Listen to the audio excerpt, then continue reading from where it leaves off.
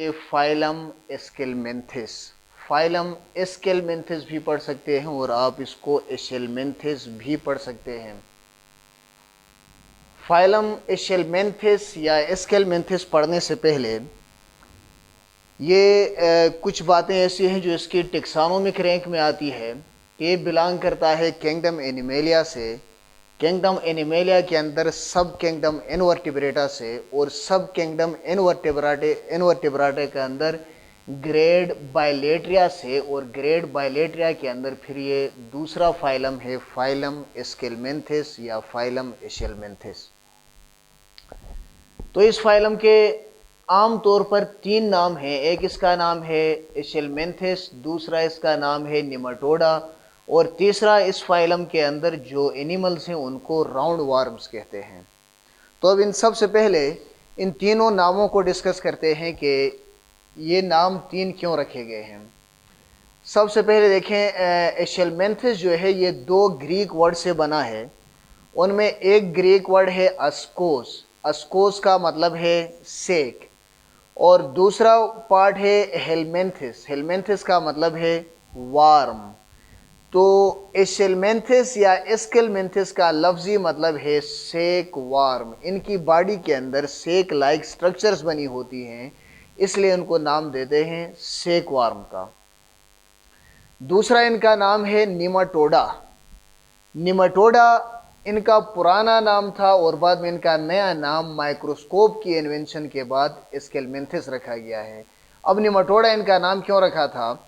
क्योंकि निमाटोडा भी 2 Greek word से बना है। पहला पार्ट है निमाटोस, निमाटोस का मतलब है थ्रेड, और दूसरा पार्ट है ईडोस, ईडोस का मतलब है फार्म। तो निमाटोडा का लफ्जी मतलब है एन थ्रेड फार्म, धागे की तरह।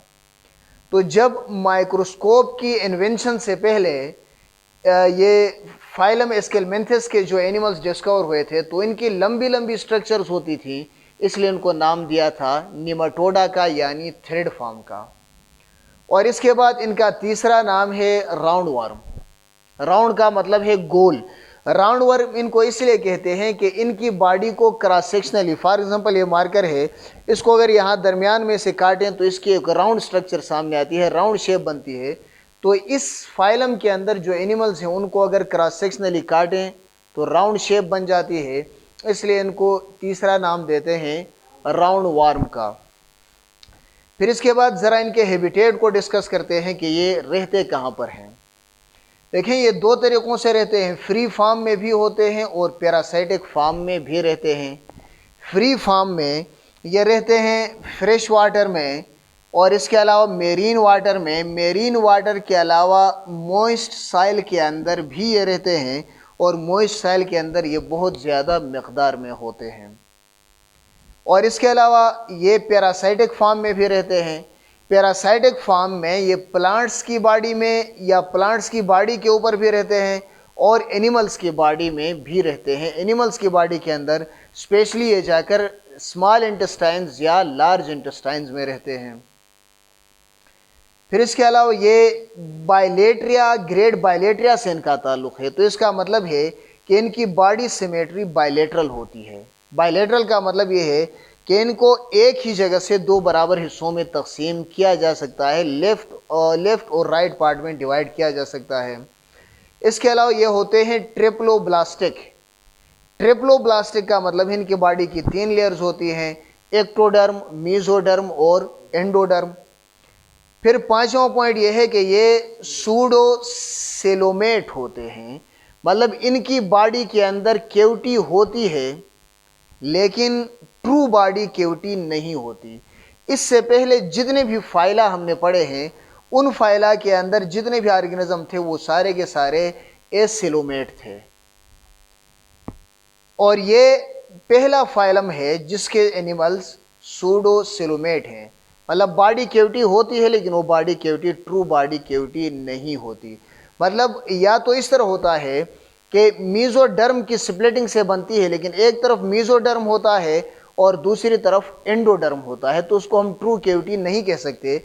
या यूं होता है कि इनकी बॉडी की कैविटी ब्लास्टोडर्म से बनती है। जब ब्लास्टोडर्म से बनेगी गैस्ट्रुलेशन स्टेज से पहले, ब्लास्टुलेशन स्टेज के अंदर, तो उस वक़्त इनकी बॉडी कैविटी को नाम देंगे सूडोसीलोम का। फिर इनका डाइजेस्टिव सिस्टम थोड़ा सा डिस्कस करते हैं कि इनका डाइजेस्टिव सिस्टम कुछ ऑर्गेनिजम्स में होता है वेल डेवलप्ड। वेल डेवलप्ड का मतलब ये है कि इनके डाइजेस्टिव सिस्टम का जो पार्ट होता है, जो एलिमेंट्री कैनल होता है, एलिमेंट्री कैनल के दो हिस्से होते हैं। एलिमेंट्री कैनल के दो एंड्स होते हैं, दो हिस्से नहीं बल्कि दो एंड्स होते हैं। उनमें एक एंड को नाम देते हैं माउथ का और दूसरे एंड को नाम देते हैं एनस का। मतलब फूड की इंजेक्शन के लिए अलग जगह है और फूड की इजेक्शन के लिए अलग जगह है। इससे पहले जो फाइला हमने पढ़े थे, उन फाइला के डाइजेस्टिव सिस्टम के अंदर सिर्फ एक पोर था, वहाँ से खुराक एंटर भी होता था और जो अनडाइजेस्टेड फूड था वो रिमूव भी होता था।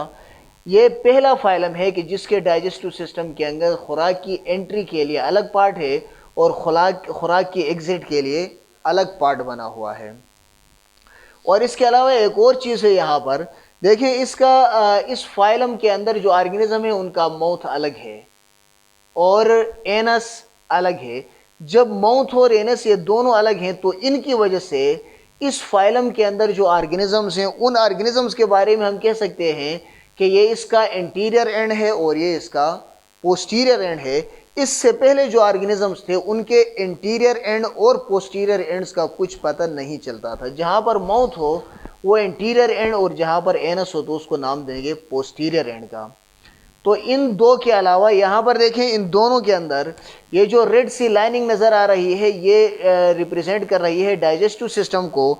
इसमें फेरिंक्स भी होता है और इसमें स्टमक भी होता है और इसमें डाइजेस्टिव सिस्टम के दूसरे पार्ट्स भी होते हैं। तो इसलिए कहते हैं कि इनका डाइजेस्टिव सिस्टम, कुछ ऑर्गेनिजम्स के अंदर वेल डेवलप्ड डाइजेस्टिव सिस्टम होता है और कुछ इसके अंदर ऐसे पैरासाइटिक फॉर्म में भी होते हैं कि जिनके अंदर सिंपल डाइजेस्टिव सिस्टम होता है। से इनके अंदर जो सिंपल डाइजेस्टिव सिस्टम होता है उसको ट्यूब एंड ट्यूब सिस्टम का नाम भी देते हैं।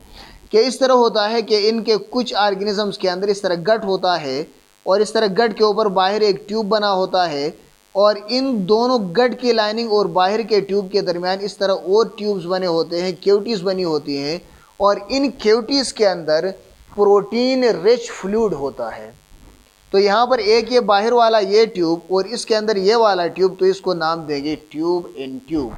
तो कुछ इनके अंदर वेल डेवलप्ड डाइजेस्टिव सिस्टम होता है और कुछ के अंदर सिंपल डाइजेस्टिव सिस्टम होता है जिसको नाम देते हैं ट्यूब इन ट्यूब डाइजेस्टिव सिस्टम। इसके अलावा इनमें रेस्पायरेशन का प्रोसेस एनारोबिक रेस्पायरेशन होती है, मतलब ऑक्सीजन की गैर मौजूदगी में रेस्पायरेशन का प्रोसेस होगा और इनके अंदर कोई सर्कुलेटरी सिस्टम नहीं होता। इनकी बॉडी कैविटी के अंदर जो फ्लूइड होता है वो फ्लूइड इनकी बॉडी में ब्लड के तौर पर काम देता है और इसके अलावा इनके अंदर कोई डाइजेस्टिव सिस्टम नहीं होता। फिर इनके ज़रा रिप्रोडक्टिव सिस्टम पर जाते हैं तो इनके अंदर रिप्रोडक्शन होती है सेक्सुअल रिप्रोडक्शन। लेकिन यहाँ पर साथ एक और बात लिखी हुई है कि इनके अंदर एक और कैरेक्टरिस्टिक है, उसको नाम देते हैं सेक्सुअल डायमॉर्फिज्म। सेक्सुअल डायमॉर्फिज्म का मतलब ये है कि इस फाइलम के अंदर जो एनिमल्स हैं उन एनिमल्स को देखकर, उनकी फॉर्म को देखकर पता चलता है कि ये मेल है या ये फीमेल है। अब मेल और फीमेल का पता कैसे चलता है? उमूमन होता यह है कि इसके अंदर जो मेल होते हैं उनकी लेंथ कम होती है और फीमेल की लेंथ ज़्यादा होती है। एक फ़र्क ये है, मेल की लंबाई कम और फीमेल की लंबाई ज़्यादा। दूसरा फ़र्क इनका ये है कि इन दोनों के जो इंटीरियर एंड होते हैं वो पॉइंटेड होते हैं या यूं कह सकते हैं कि वो टेपरिंग एंड्स होते हैं। टेपरिंग एंड्स उन एंड्स को कहते हैं कि जो किनारों की तरफ जाते हुए नैरो होते जाएं तो उनको टेपरिंग एंड्स कहते हैं। और इसके अलावा जो पोस्टीरियर एंड होता है, मेल के अंदर पोस्टीरियर एंड होता है हुक लाइक, मतलब इस तरह थोड़ा सा टेढ़ा होगा यूं, और फीमेल के अंदर पोस्टीरियर एंड हुक लाइक नहीं होता। तो जब हमारे सामने आए देखें इनको, तो जिसका पोस्टीरियर एंड हुक लाइक हो या जिसका जो एंड हुक लाइक हो उसका मतलब यह है कि पोस्टीरियर एंड है और ये मेल है, और जिसका हुक लाइक ना हो, बिल्कुल सीधा पॉइंटेड फॉर्म में हो, तो उसका मतलब होगा वो फीमेल है, तो इनके अंदर होती है सेक्सुअल डायमॉर्फिज्म। सेक्सुअल डायमॉर्फिज्म के अलावा इनके रिप्रोडक्टिव सिस्टम के अंदर जो मेल रिप्रोडक्टिव सिस्टम है, इस मेल रिप्रोडक्टिव सिस्टम के अंदर टेस्टिस होती हैं। टेस्टिस के अलावा मेल रिप्रोडक्टिव सिस्टम के अंदर सेमिनल वेसिकल्स होते हैं। सेमिनल वेसिकल्स के अलावा मेल रिप्रोडक्टिव सिस्टम के अंदर वास डिफरेंस होता है कि टेस्टिस के अंदर स्पर्म बनेगा, स्पर्म बनने के बाद वास डिफरेंस से ट्रेवल करेगा, ट्रेवल करके सेमिनल वेसिकल्स के अंदर कुछ देर के लिए स्टोर रहता है। फिर यहाँ पर इनकी जो हुक लाइक स्ट्रक्चर है, इस हुक लाइक स्ट्रक्चर से ये फीमेल की बॉडी को ग्रेब करते हैं, मतलब फीमेल की बॉडी को पकड़ते हैं।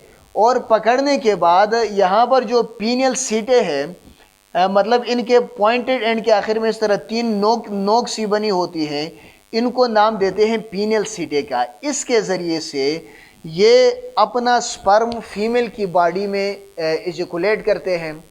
अब फीमेल रिप्रोडक्टिव सिस्टम देखें। फीमेल रिप्रोडक्टिव सिस्टम में ओवरीज होती हैं, ओवरीज के अलावा ओविडक्ट होता है, और ओविडक्ट के अलावा यूटीरस होता है, यूटीरस के अलावा इनके अंदर जेनिटल पोर होता है।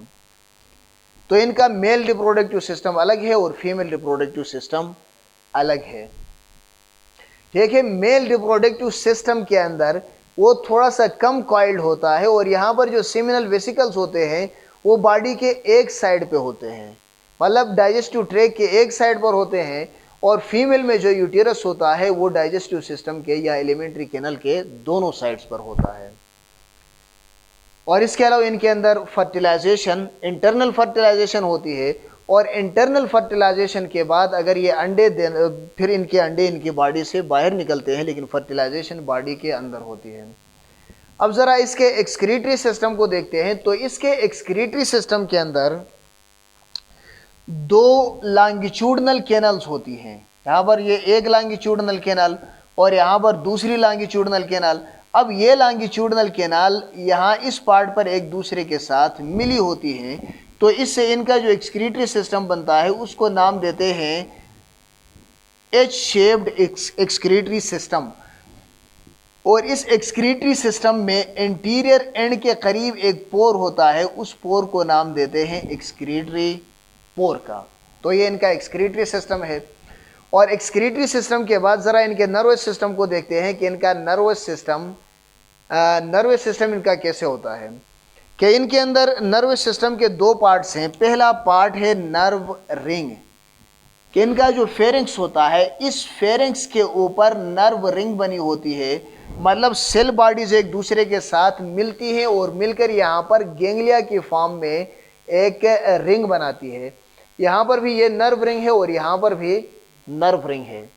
अब ये नर्व रिंग जो है फिर मेल में भी और फीमेल में भी पूरी बॉडी के अंदर अपनी ब्रांचेस डिस्ट्रीब्यूट करती हैं। तो नर्व रिंग होती है और साथ में ब्रांचेस होती हैं। फिर इनके मस्कुलर सिस्टम को देखते हैं। तो इनके मस्कुलर सिस्टम में ये है कि इनके अंदर मसल्स की लॉन्गिट्यूडनल बैंड्स होती हैं। लॉन्गिट्यूडनल बैंड्स का मतलब ये है कि इनके अंदर लेटरली भी मसल्स होती हैं, वेंट्रली भी मसल्स होती हैं, और डॉर्सली भी इनके अंदर मसल्स होती हैं। अब यहाँ पर जो हम यहाँ पर ये लिखते हैं डार्सोलेटरल, या हम यहाँ पर लिखते हैं वेंट्रोलेटरल। इसका मतलब यह है कि इनकी जो डॉर्सल साइड होती है, बैक साइड, वहाँ पर भी मसल्स होती हैं और वेंट्रल साइड पर भी मसल्स होती हैं। अब डॉर्सल साइड पर जो मसल्स होती हैं वो भी लेटरल साइड के साथ मिली होती हैं, और वेंट्रल साइड पर जो मसल्स होती हैं वो भी मिली होती हैं लेटरल साइड के साथ। तो ये मसल सारी एक दूसरे के साथ भी मिली होती है, और यहाँ पर ये मसल इसके साथ भी मिली होती है, डॉर्सल और वेंट्रल मसल, और फिर लेटरल मसल्स के साथ भी मिली होती है। तो इनकी मसल्स इस तरीके से एक दूसरे के साथ अटैच होती हैं, मिली हुई होती हैं, और इस अटैचमेंट से इनकी बॉडी के अंदर होती है वीपिंग मूवमेंट। वीपिंग मूवमेंट के मतलब ये है कि इनकी बॉडी के अंदर जो लॉन्गिट्यूडनल बैंड्स होती है मसल्स की, यहाँ पर जो बैंड्स बनी हुई लेटरल बैंड या लॉन्गिट्यूडनल बैंड, इन बैंड्स के अंदर कंट्रैक्शन और रिलैक्सेशन होती है। और सबसे पहले इनकी बॉडी का एंटीरियर एंड जो है वो हरकत करता है, एंटीरियर एंड के बाद फिर पीछे बॉडी का आहिस्ता आहिस्ता ये सारा हिस्सा ये वेव्स की फॉर्म में हरकत करता है। तो ऐसी मूवमेंट को नाम देते हैं वीपिंग मूवमेंट का। इसके अलावा इनकी एग्जाम्पल्स और इनके सिग्निफिकेंस को देखते हैं कि एग्जाम्पल में जो सबसे कॉमन है उसका नाम है एस्केरिस लुम्ब्रिकॉइड्स। एस्केरिस लुम्ब्रिकॉइड्स, इसका कॉमन नाम एस्केरिस है और ये होता है ह्यूमंस की स्मॉल इंटेस्टाइन में। स्मॉल इंटेस्टाइन के अंदर खुसूसन ये जाकर पाया जाता है आइलियम में, और आइलियम के अंदर जो कैविटी होती है ल्यूमेन, वहाँ पर पाया जाता है। और ल्यूमेन की जो कैविटी होती है तो वहाँ पर कैविटी के साथ विलाई भी होते हैं, तो ये विलाई के साथ भी लगा होता है और ल्यूमेन के साथ भी होता है। वहाँ से डाइजेस्टेड फूड लेता है और डाइजेस्टेड फूड लेने के बाद बदले में ह्यूमंस को नुकसान पहुँचाता है। और इसके बाद दूसरी एग्जांपल है एंट्रोबियस वर्मिकुलेरिस। एंट्रोबियस वर्मिकुलेरिस, इसका दूसरा नाम है पेनवार्म। ये भी ह्यूमन पैरासाइट है, एंडो पैरासाइट, और उमूमन ये होता है बच्चों के अंदर। क्या आमतौर पर बच्चे जब मिट्टी खाते हैं तो मिट्टी के अंदर इस पिनवार्म के फर्टिलाइज्ड एग होते हैं, पिनवार्म के अंडे होते हैं। तो इस मिट्टी के साथ वो अंडे बॉडी में जाते हैं, बॉडी में फिर वहाँ से नए पिनवार्म बनते हैं। और ये पिनवार्म जो है ये अक्सर बनते हैं लार्ज इंटेस्टाइन में, कैकम, जहाँ पर कैकम होता है, स्मॉल इंटेस्टाइन और लार्ज इंटेस्टाइन जहाँ से एक दूसरे के साथ मिलती है। तो लार्ज इंटेस्टाइन का पहला पार्ट ये वहाँ पर भी होते हैं और ये कोलोन में भी होते हैं। फिर इससे इंसोम्निया की बीमारी पैदा होती है, मतलब नींद कम आती है या नींद उड़ जाती है, नींद नहीं आती। और इसके अलावा इनसे एक बीमारी पैदा होती है लॉस ऑफ एपेटाइट, मतलब भूख नहीं लगती, बॉडी का वज़न कम होता जाता है। और इसके अलावा इससे जो कैकम का कैंसर है, कैकम कैंसर भी इनसे पैदा हो सकता है। और फिर इनकी सिग्निफिकेंस क्या है कि इकोनॉमिक लॉस पैदा करते हैं। इकोनॉमिक लॉस किस तरह पैदा करते हैं, देखिए यहाँ पर इन दोनों ने, एस्केरिस लुम्ब्रिकॉइड्स ने और इसके अलावा एंट्रोबियस वर्मिकुलेरिस ने इंसानों को बीमार किया तो सेहत के सेक्टर में, हेल्थ सेक्टर में काफ़ी मईशत का नुकसान होगा जब अपने इलाज कराएंगे। और इसके अलावा जब ये अटैक करते हैं पौधों पर तो उन पौधों से जो प्रोडक्ट बनता है उस प्रोडक्ट में भी कमी आएगी और उससे भी इकोनॉमिक लॉस होगा। इसके अलावा ये जो फ्री लिविंग होते हैं ये ऑर्गेनिक मैटर को डिकम्पोज करते हैं और ऑर्गेनिक मैटर को डिकम्पोज करके सॉइल की फर्टिलाइजेशन बढ़ाते हैं, तो ये इनका फ़ायदा भी है। और इसके अलावा ये मुख्तलिफ़ किस्म के फूड चेन्स और फूड वेब का हिस्सा भी हैं। जब फूड चेन और फूड वेब का हिस्सा बनेंगे तो ये मुख्तलिफ़ किस्म के न्यूट्रिएंट्स की रिसाइकलिंग के अंदर या एनर्जी की रिसाइकलिंग के अंदर भी मदद देते हैं। तो इसी के साथ ही हमारा आज का टॉपिक अपने अख्ताम को पहुँचता है। अब अपने नेक्स्ट लेक्चर में हाजिर होंगे इंशाल्लाह नेक्स्ट फाइलम के साथ, तब तक के लिए अल्लाह हाफिज़।